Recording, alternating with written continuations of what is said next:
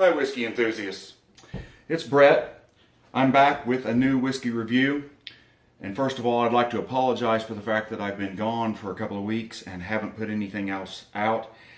Sometimes life gets in the way, and that's the case with this, but I'm actually putting together 2 videos today that I'm going to release this week to try to catch up a little bit from what I did. And again, I apologize for not keeping up like I should.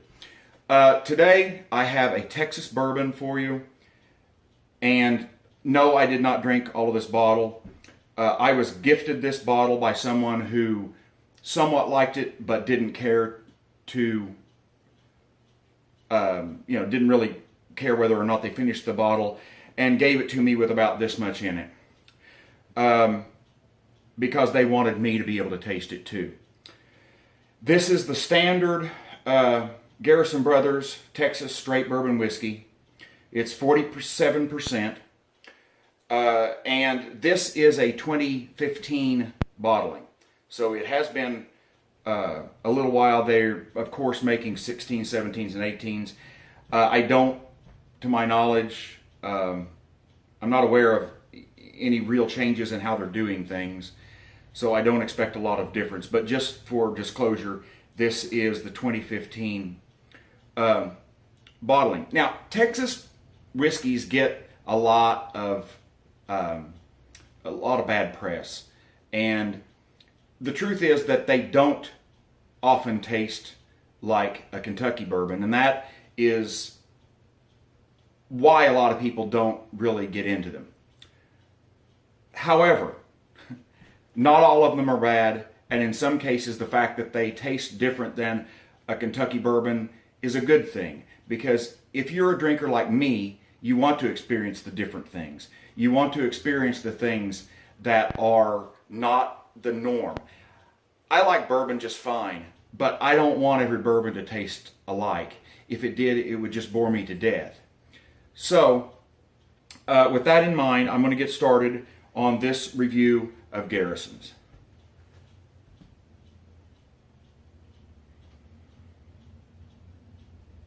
The nose is initially very fruity. The oak comes through also.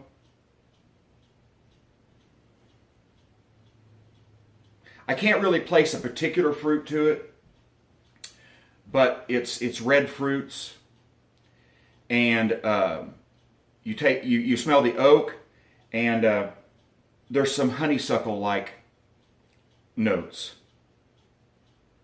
There's a little bit of spice, but it's very, very dry, and the wood itself is very dry. It's almost a weathered wood note, and so are the spices that come with that. So the spice, I don't know how to explain it, but it's just not a fresh baked goods spice. It's more of a powdered, like you're getting it out of the jar odor. I like the nose. The nose is pleasant. The nose is medium strong. It's not hard to get a lot of things out of, and it's full and it's rich. It's very different, and like I said, you can't expect it to be like a Kentucky bourbon, but it's a very nice nose, and I enjoy it quite a lot. The longer I nose it, the more that honeysuckle comes out. And I'm coming right back around to the red fruits. And I mean like cherries and almost overripe apple, pear. Let's see what it tastes like.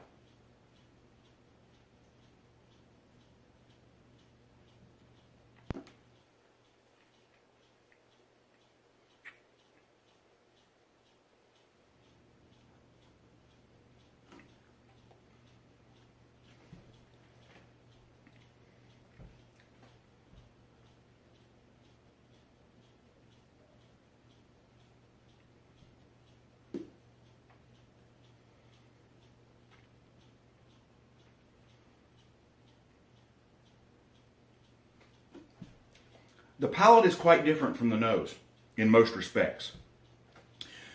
The palate is not very fruity at all, unlike the nose. And what you get are some medium of the dry spices. You get a dry oakiness. There is a acrid, almost smokiness to it. And I don't mean smokiness like what you would get in a scotch.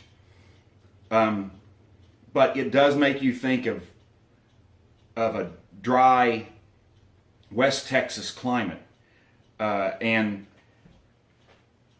once again, it's completely different from any kind of a Kentucky bourbon, but personally I still like it. It is true that probably a Scotch drinker or a bourbon and Scotch drinker would be drawn to this more than a pure bourbon drinker, because those of us who are also into Scotch are very attuned to tasting a broad range of flavors. And especially if you're into peated Scotch, some of that dry smokiness is familiar.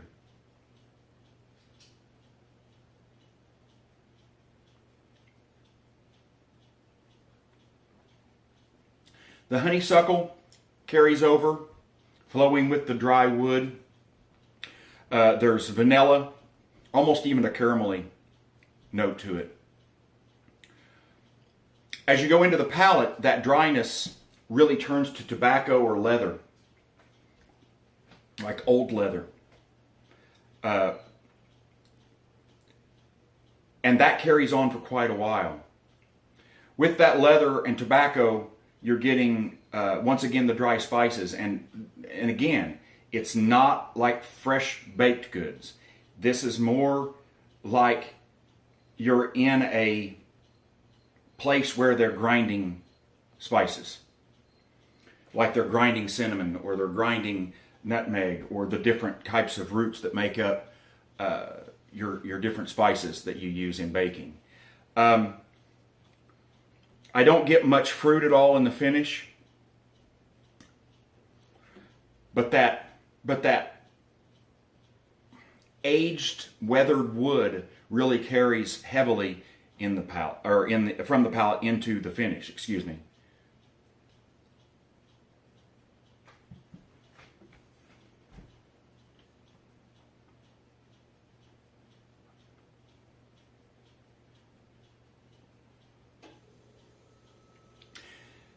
Now, after I have taken multiple sips of this, and some of the primary notes have begun to dull in my mind and my taste buds, now I'm beginning to pick up a few more fruit notes.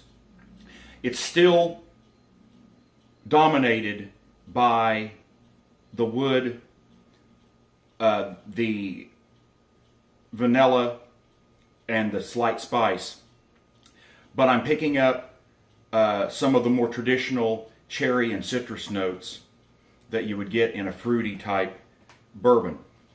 But they're not at the forefront. They're more of an afterthought and are not going to be your primary flavor.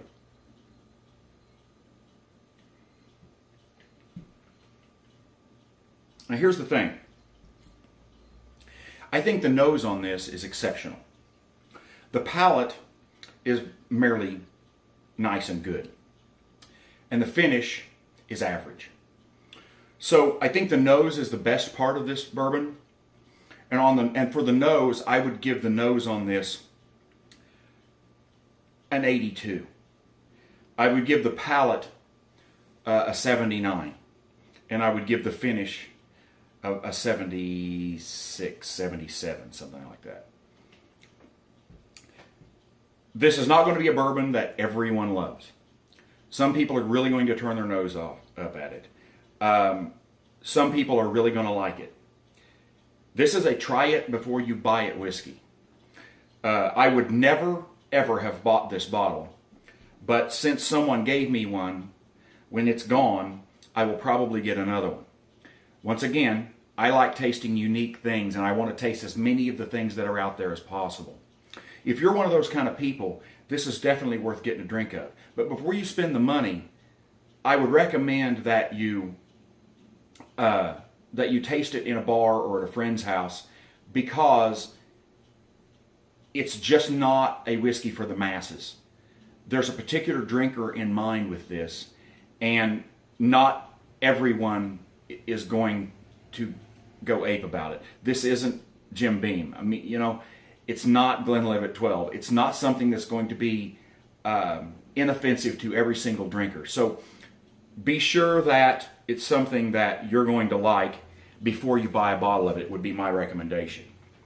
For those of you who watch a lot of my videos, you know that I recently also reviewed Garrison Bros. Balmoria, which is their top tier Cadillac bourbon, which is a much higher proof.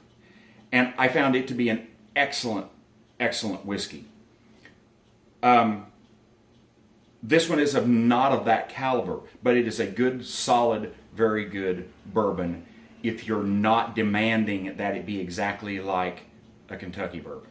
So there you have it. I hope that is good information for you. And regardless of what you do or whether you ever try this or not, go out and find you a bourbon you'll love.